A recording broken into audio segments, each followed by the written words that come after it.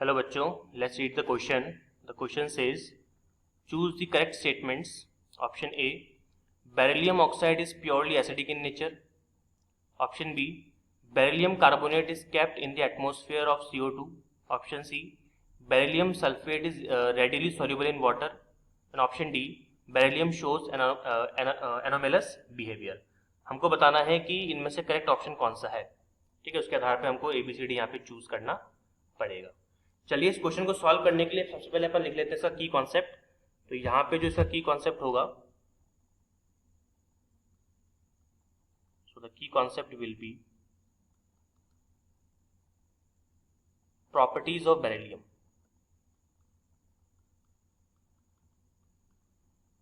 Properties of beryllium. Okay, चलिए अब देखिए, सबसे पहले अपन इस क्वेश्चन को आंसर करने से पहले कुछ जो बेरिलियम की जो प्रॉपर्टीज वगैरह हैं वो थोड़ा सा देख लेते हैं, उसके बारे में थोड़ी जानकारी इकट्ठी कर लेते हैं. तो बेरिलियम आपको पता है एस ब्लॉक के ग्रुप सेकंड का जो है फर्स्ट मेंबर है. तो पहले अपन ग्रुप 2 की बात करते हैं. तो अगर हम ग्रुप 2 की बात करें तो पहला मेंबर आपके पास में बेरिलियम ही होगा. तो beryllium, magnesium, calcium, strontium and barium. ठीक है, तो यहाँ पे देखिए बेरिलियम, मैग्नीशियम, कैल्शियम, स्ट्रॉन्शियम और बेरियम, तो ये ग्रुप 2 का मेंबर है. और पहला मेंबर आप जानते ही हो बेरिलियम होता है. अब बेरिलियम चूंकि सबसे टॉप पे आ रहा है, हमें पता है कि जब भी आप टॉप टू बॉटम जाओगे तो एटॉमिक साइज क्या हो जाएगा, डिक्रीज करेगा. एटॉमिक और आयनिक साइज आपका डिक्रीज कर जाएगा. इसका मतलब ये है, सॉरी इंक्रीज कर जाएगा, मैं डिक्रीज बोल रहा हूँ. जब आप टॉप टू बॉटम जाओगे तो atomic and ionic size will increase, मतलब बेरिलियम सबसे छोटा साइज का होगा. अब बेरिलियम का साइज चूंकि स्मॉल है, इसका साइज जो है स्मॉल साइज है. तो स्मॉल साइज होने की वजह से ये बहुत सारी वो प्रॉपर्टीज शो करता है जो बाकी मेंबर्स नहीं कर पाते. मतलब इसकी जो प्रॉपर्टीज होती है बाकी मेंबर से थोड़ी सी हटकी होती है या फिर डिफरेंट होती है. अच्छा, कौन कौन सी होती है अपन देख लेते हैं. सबसे पहला तो इसकी जो इलेक्ट्रोनेगेटिविटी वो हाई होती है. तो अपन लिख सकते हैं कि हाई इलेक्ट्रो नेगेटिविटी. ठीक है, दूसरी चीज जो हमको ध्यान रखनी है वो है हाई आयोनाइजेशन एंथैल्पी. इलेक्ट्रॉन निकालने के लिए आपको बहुत ज़्यादा एनर्जी इसमें खर्च करनी पड़ती है. ठीक है, दो बातें हो गई. तीसरी चीज़, जब भी हम बेरिलियम की बात करते हैं तो बेरिलियम का जो ऑक्साइड होता है, जो ऑक्साइड ऑफ बेरिलियम होता है, ऑक्साइड ऑफ बेरिलियम मतलब ऑक्साइड ऑफ बी, जिसको अपन लिखते हैं BeO, वो आपका कैसा होता है, वो होता है आपका एम्फोटेरिक नेचर का. एम्फोटेरिक नेचर का. What do mean by amphoteric? Amphoteric का मतलब होता है कि जरूरत पड़ने पर ये क्या बन जाता है, जरूरत पड़ने पर एसिड की तरह भी बिहेव करता है और जरूरत पड़ने पर ये बेस की तरह से भी बिहेव कर सकता है. मतलब एसिडिक और बेसिक दोनों तरह की नेचर ये शो करता है. ठीक है, तो ये मतलब कुछ बातें हैं बेरिलियम के बारे में. छोटा साइज होने की वजह से इसको काफ़ी ज़्यादा बेनिफिट्स मिलते हैं. अब अगर हम बेरिलियम के कंपाउंड्स की बात करें, ठीक है, तो बेरिलियम के कुछ कंपाउंड जो है काफ़ी इंपॉर्टेंट है, वो अपन देख लेते हैं एक बार. तो जैसे एक कंपाउंड काफ़ी ज़्यादा फेमस है, अभी मैंने इसके बारे में बात की थी, बेरिलियम ऑक्साइड की. तो बेरिलियम ऑक्साइड जो है वो एम्फोटेरिक नेचर का होता है.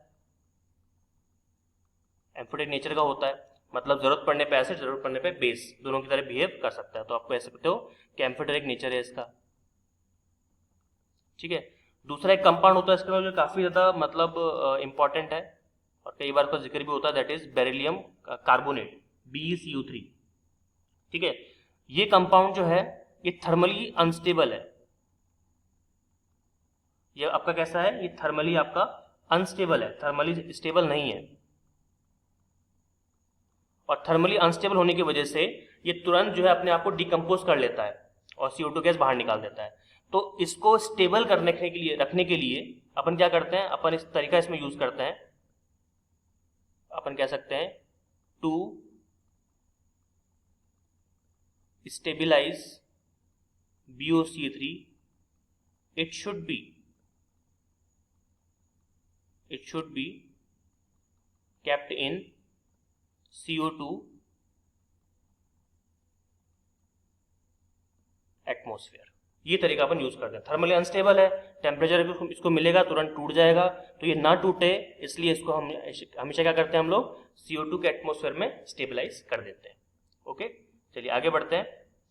तीसरा जो इसके अंदर कंपाउंड होता है आपके पास में, that is beryllium sulphate, BeSO4।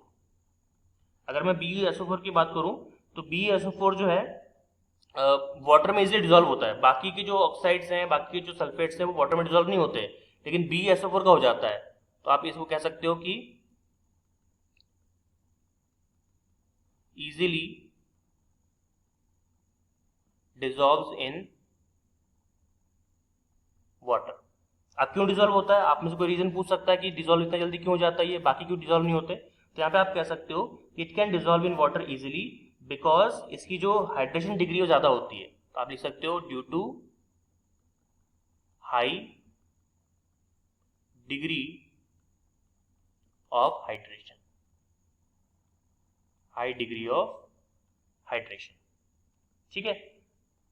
और जैसे कि मैंने आपको पहले भी बताया था थोड़ी देर पहले कि बेरिलियम का साइज बहुत ही स्मॉल है, और स्मॉल साइज होने की वजह से वो ये ऐसी ऐसी प्रॉपर्टीज शो करता है जो बाकी मेंबर्स नहीं कर पाते हैं। इसलिए हम कह सकते हैं कि बेरिलियम जो है वो एनोमेलस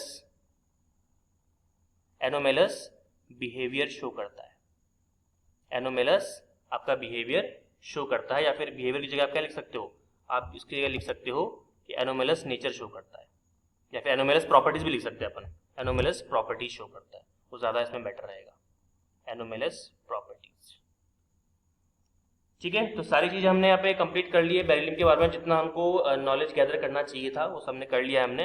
अब देखते हैं कि इन नॉलेज के बिहाफ पे हम लोग क्वेश्चन को सॉल्व कर पाते हैं कि नहीं। तो क्वेश्चन को सॉल्व करने के लिए सबसे पहला स्टेटमेंट है कि beryllium oxide is purely acidic in nature. बिल्कुल गलत। अभी हमने क्या पढ़ा कि बेरिलियम ऑक्साइड क्या होता है, एम्फोटेरिक, यहाँ भी बताया था मैंने, एम्फोटेरिक नेचर का होता है, इसलिए ये ऑप्शन तो गलत हो गया।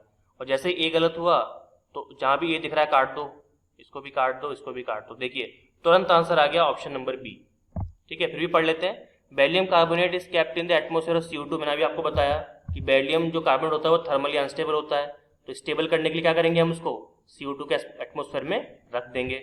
बिल्कुल सही स्टेटमेंट है, very good. Beryllium sulphate is readily soluble in water. जी हाँ, अभी मैंने आपको बताया कि बेरिलियम सल्फेट जो होता है इजिली डिजोल्व हो जाता है पानी के अंदर, बाकी नहीं होते। और ये क्यों होता है, क्योंकि इसकी डिग्री ऑफ हाइड्रेशन काफी ज्यादा हाई रहती है। ओके, बहुत बढ़िया, ये भी सॉल्व हो गया। Beryllium shows anomalous behaviour. तो मैंने अभी आपको बताया कि साइज बहुत छोटा होता है।